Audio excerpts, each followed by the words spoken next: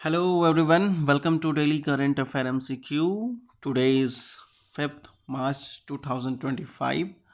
Let's start from our first question.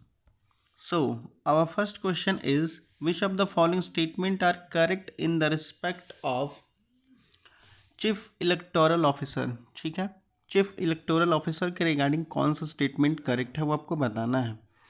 आपका पहला statement कहता है The CEO acts as a link between the Election Commission of India and the District Election Officer। ठीक है, जो chief electoral officer होता है वो क्या करता है, इलेक्शन कमीशन ऑफ इंडिया और डिस्ट्रिक्ट इलेक्शन ऑफिसर जो होते हैं उन दोनों के बीच में लिंक का काम करता है, एक तरह से मतलब उन दोनों के बीच का मतलब माध्यम होता है। Okay, now the second statement is the CEO supervise the election process at the state level and ensure the compliance with the election laws।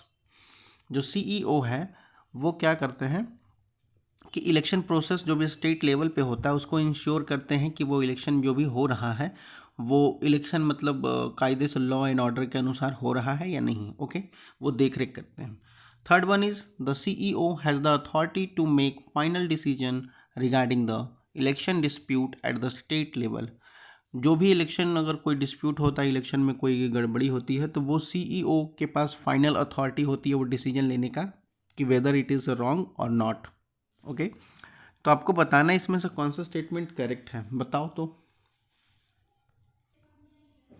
So the correct option is statement first is correct and statement second is also correct, statement third is wrong. Okay, statement third wrong कैसे होगा, जो आपका CEO है इनके पास ये power नहीं होता है फाइनल डिसीजन जो लेते हैं इलेक्शन कोई गड़बड़ हुई है या नहीं हुई है, उनका जो फाइनल डिसीजन होता है वो इलेक्शन कमीशन ऑफ इंडिया के होता है। ठीक है, इलेक्शन कमीशन ऑफ इंडिया के पास होता है फाइनल डिसीजन लेने का, नहीं तो आपका कौन होता है, जो भी वहाँ पर कोर्ट होंगे कोर्ट का अधिकार होता है। ठीक है, तो इसलिए आपका ये स्टेटमेंट थर्ड गलत हो जाएगा और स्टेटमेंट ऑप्शन आपका 1 एंड 2 के रिगार्डिंग ऑप्शन ए करेक्ट हो जाएगा। Okay, now move to the next question.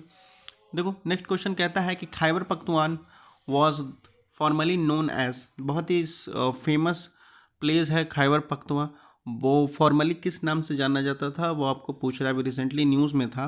आपका पहला ऑप्शन कहता है north west frontier province, B1 federal administrative tribal area जिसको फाटा कहते हैं, C1 Gilgit Baltistan, D1 Balochistan agency. तो बताओ खैबर पख्तून कौन सा नाम से जाना जाता था पहले। So the correct option is A. Okay, Khyber Pakhtun जो है वो आपका नॉर्थ वेस्ट फ्रंटियर प्रोविंस के नाम से जाना जाता था 2010 तक। ठीक है, 2010 के बाद 18th अमेंडमेंट हुआ था पाकिस्तान में, क्योंकि ये पाकिस्तान में है प्लेस। उसके बाद 18 अमेंडमेंट के एक्ट के बाद इसका नाम बदल के खैबर पख्तून रख दिया गया। ओके, पहले ये नॉर्थ वेस्ट फ्रंटियर प्रोविंस के नाम से जाना जाता था। Okay, now move to the next question.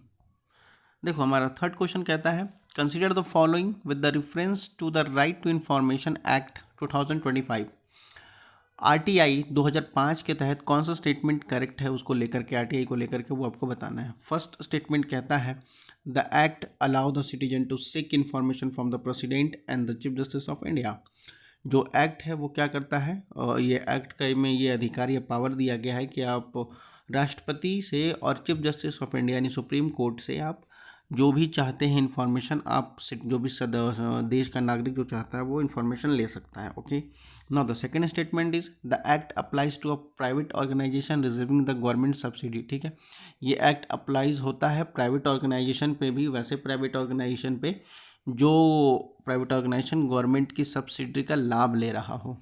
ठीक है, थर्ड वन कहता है the act mandate that information must be provided with in 60 day of the request and submission. ठीक है, ये कहता है कि 60 दिन के अंदर अंदर आपको इन्फॉर्मेशन देना होता है, ये आपको थर्ड स्टेटमेंट कहता है, जो भी इन्फॉर्मेशन मांगा जाएगा मैंडेट है।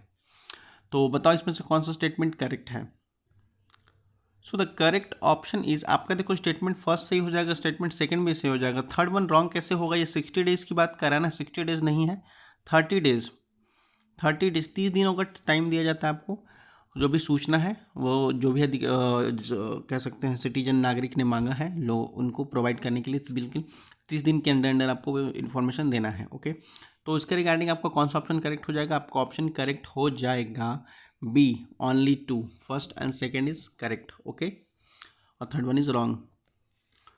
ओके, तो so that solve for the today session. अगर कोई क्वेश्चन या कोई क्वेरी हो तो आप लोग कमेंट सेक्शन में पूछ सकते हो। तब तक पढ़ते लिखते रहो यार। धन्यवाद।